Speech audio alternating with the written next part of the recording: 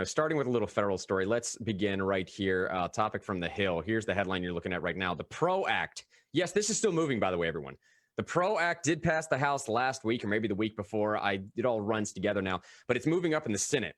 Here's the headline from the Hill. The PRO Act nationalizes the worst of California's policies.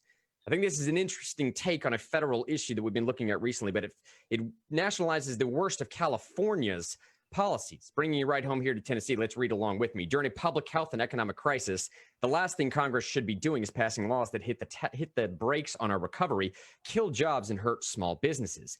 Unfortunately, House Democrats did exactly that last week by passing the PRO Act, nationalizing the policies that continue to drive workers and businesses out of my home state of California. This is coming from, let's see, Representative Young Kim there. What do they mean by that? AB 5. AB 5 is the California bill that she's bringing up. AB 5 redefined, and this is important to focus on right here. I feel like we've spoken about the PRO Act a couple times over the last couple of weeks, and we're about to speak about what that means towards right to work law. But before we get to that, though, importantly, AB 5, which is modeling the national legislation here, redefines what an independent contractor is, making it harder and in some cases impossible for workers to drive for Uber in their free time, perform in their local orchestra, or do freelance work. Upon AB 5 going into effect, gig companies like Uber and Lyft began making plans to stop doing business in California altogether, putting into jeopardy a major source of income for workers. This caused a push from industries across the state to get relief from misguided law. The result? Listen to this. This is a result of AB 5. Now the national version is called the PRO Act. This is a result from AB 5 that I did not expect, but should be logical to everyone. The result, AB 5 has helped special interests and those lucky enough to gain favor of those holding in power in Sacramento while hurting those trying to make a living.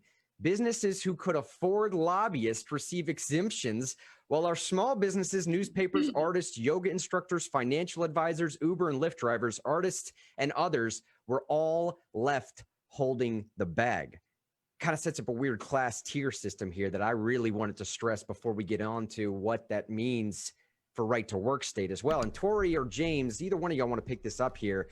Now that we have a quick look at independent contracting version, we've thrown out this term right to work quite a bit here on this program, and I think people have heard this a little bit over the last couple of weeks. Whoever wants to take this up, could you just give a quick rundown as to what right to work is, what that means?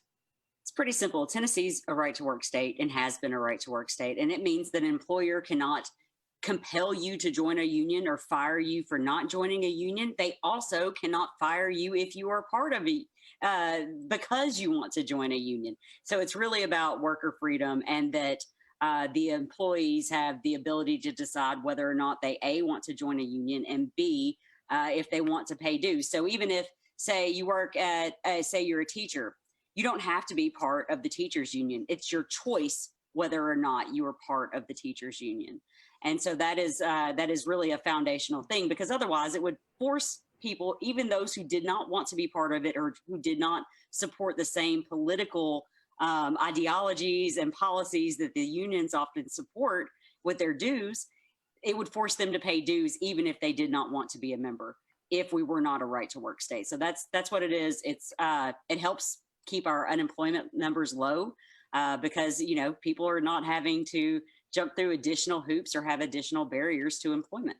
And I don't want to stress this real quick, Tori, or James, if you want to jump in and help me clarify, even for my own sake. So when we say right to work, we have no problem at all with, say, association, right? Like no problem with unionization itself. We just have a problem with the coercion of it, with the requirement to become a part of a union in order to be employed by companies. Is that distinction correct there? You know what I'm saying? Absolutely correct. Yeah. Okay. Yeah. Okay. I mean, we should point out that, like, we're not against unions, and people who associate to try to become the best craftsmen or whatever they you know, if that's the purpose, that's a really good high aim, and they should do that.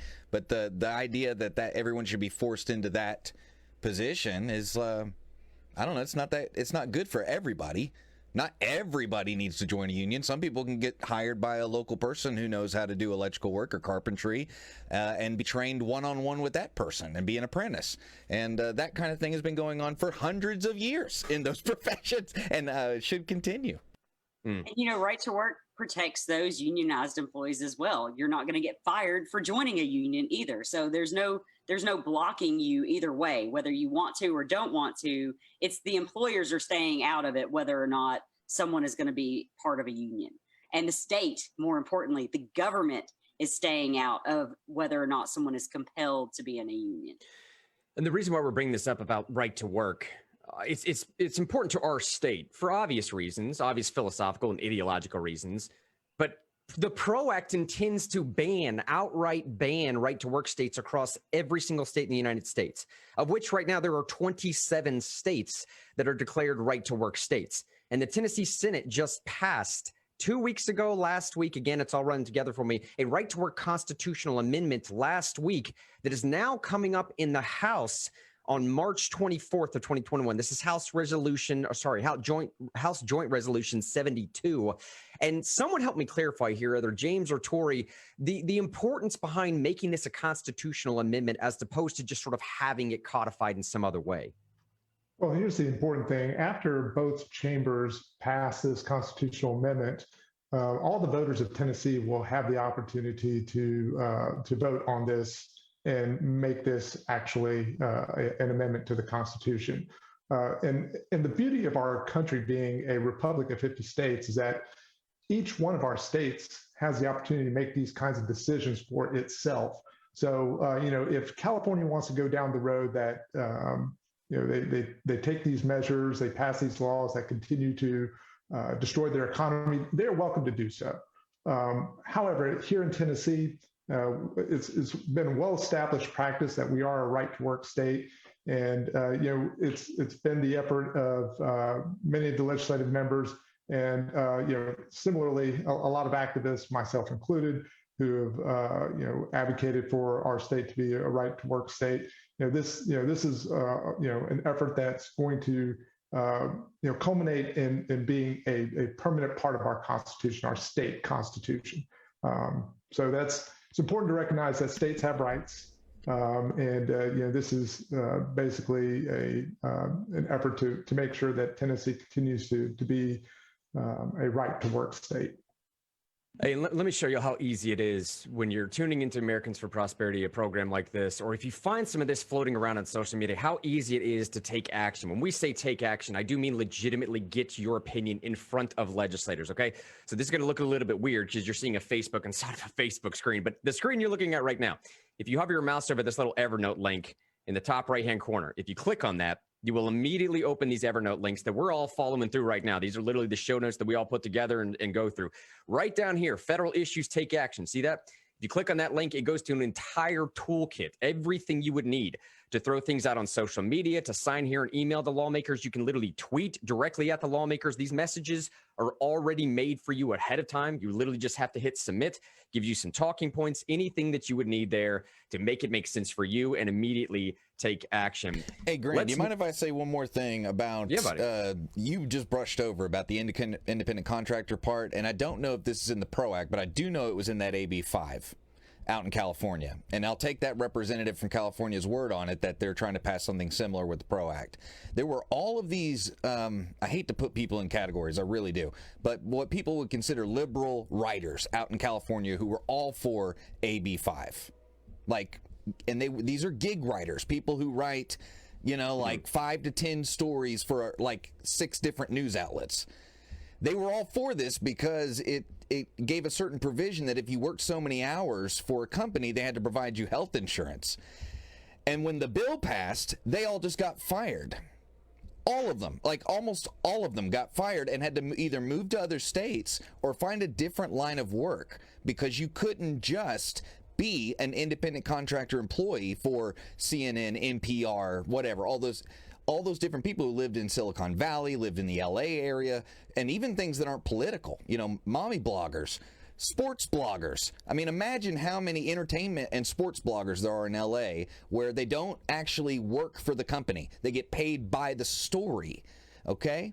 And then all those writers tried to get AB 5 repealed, but it didn't work. Yeah. And it's like there's this bill touches so many parts of everybody's life because it's about how you make money, which affects, I mean, that can be a cascading effect that can put barriers in your life that can take you decades to crawl out of. So I just wanted to throw that out there about the independent contracting part. I don't know if that's in the PRO Act, but I bet there's stuff like that, stuff that sounds really good on the front end, where, you know, like, oh, I'm going to get health insurance and I'm going to get benefits, or they might just fire you because they don't think you're worth it. You were only worth it as an independent contractor. That worked for you. It worked for the employer.